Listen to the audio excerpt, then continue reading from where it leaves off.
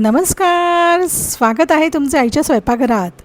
मंडळी, tomato ketchup आपल्या रोजच्या आहारातील एक घटक बनला आहे. सँडविच बरोबर तर लागतोच, पण अगदी पुरी, पराठे, मी तर काही लोकांना कांदे पोह्यांवरती सुद्धा केचप टाकून खाताना पाहिलं आहे. घरोघरी इतका प्रिय असणारा हा पदार्थ बहुतेक वेळा विकतचाच असतो. विकतचा म्हटलं की मग त्यात प्रिझर्वेटिव्ज, आर्टिफिशियल कलर्स आलेच की, जे शरीराला बाधक असतात.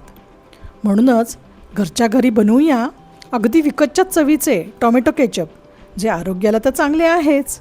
चला तर मग पाहूया कसे बनवायचे हे टोमॅटो केचप. टोमॅटो चांगले निवडून लाल कलरचे आणि पिकलेले असतील तर टोमॅटो केचप एकदम छान होतं. तर तसे निवडून आणायचे आणि मस्त पाण्यात स्वच्छ धुवून घ्यायचे आणि मग पुसून ते आपल्याला सगळे कट करून घ्यायचे आहेत.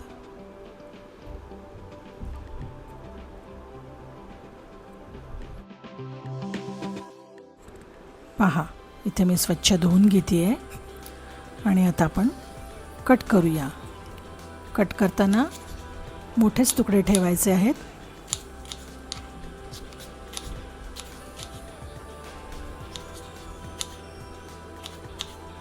एका मोठ्या पातेल्यात घेऊन आपल्याला हे उकळत ठेवायचे आहेत.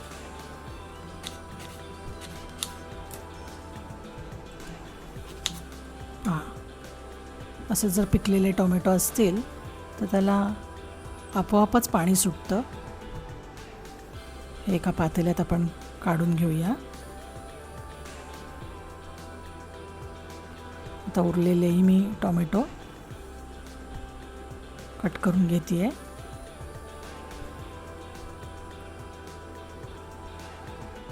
आता यामध्ये आपल्याला चिरलेला कांदा टाकायचा आहे.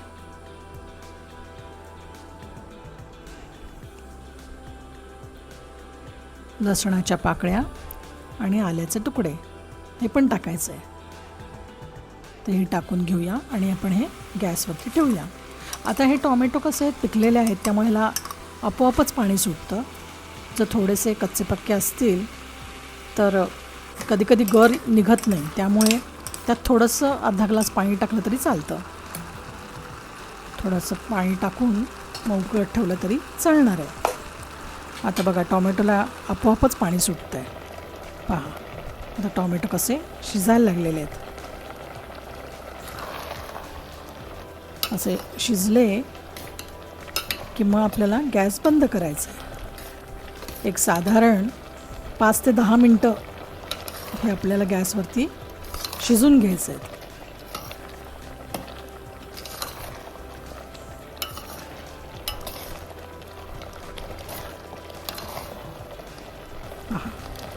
टोमॅटो सगळे व्यवस्थित मऊ झालेले आहेत. तर गॅस बंद करते आहे. थोडीशी वाफ जाऊ देऊया आणि आता आपल्याला गरम मसाला तयार करून घ्यायचा आहे. सुरुवातीला लवंगा, काळी मिरी, जिरं, मसाला वेलची आणि दालचिनी आपण एकत्र असं वाटून घेऊया. असं ओबडधोबडच आपल्याला वाटायचं आहे आणि या गरम मसाल्याची आपल्याला एक पुरचुंडी बांधायची आहे. पहा, हे असं ओबडधोबड पण वाटलेलं आहे. आता हे आपण जे टोमॅटो शिजून घेतले आहेत ते मिक्सरमधनं बारीक वाटून घेऊया. पहा, ह्याचं सगळं अगदी डिटेल मी डिस्क्रिप्शन बॉक्समध्ये तुम्हाला प्रमाण दिलेलं आहे.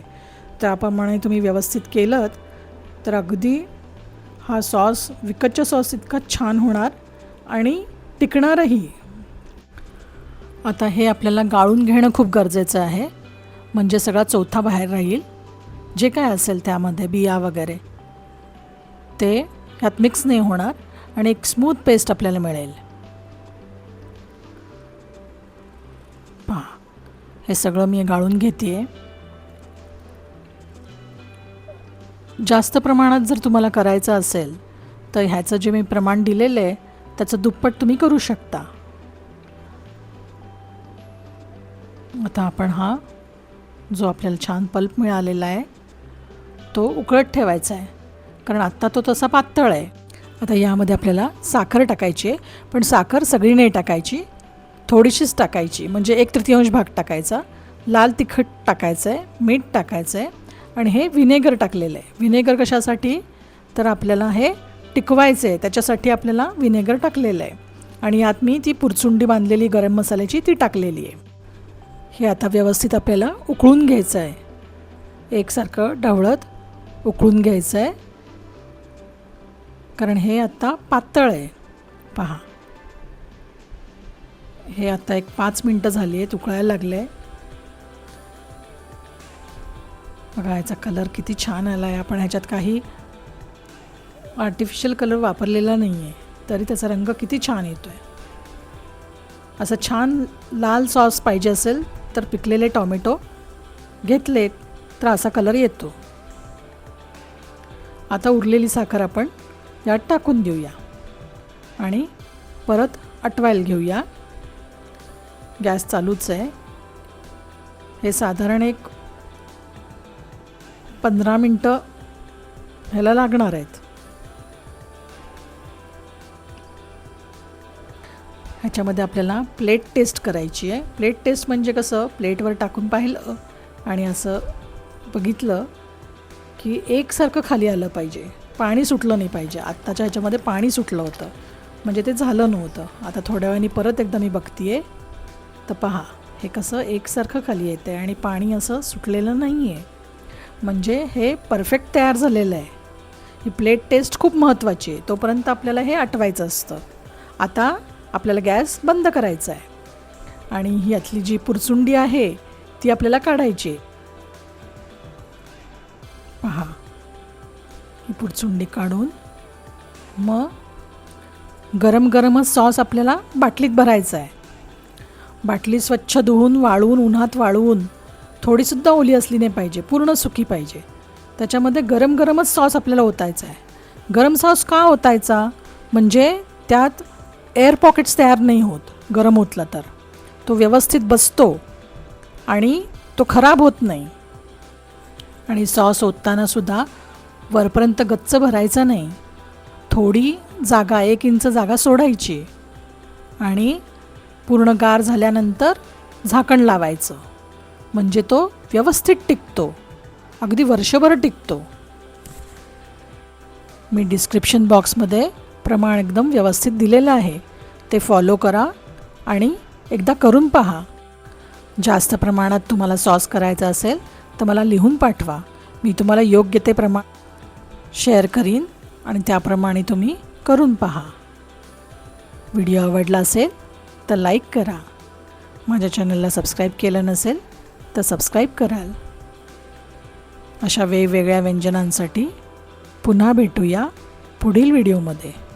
तोपर्यंत धन्यवाद.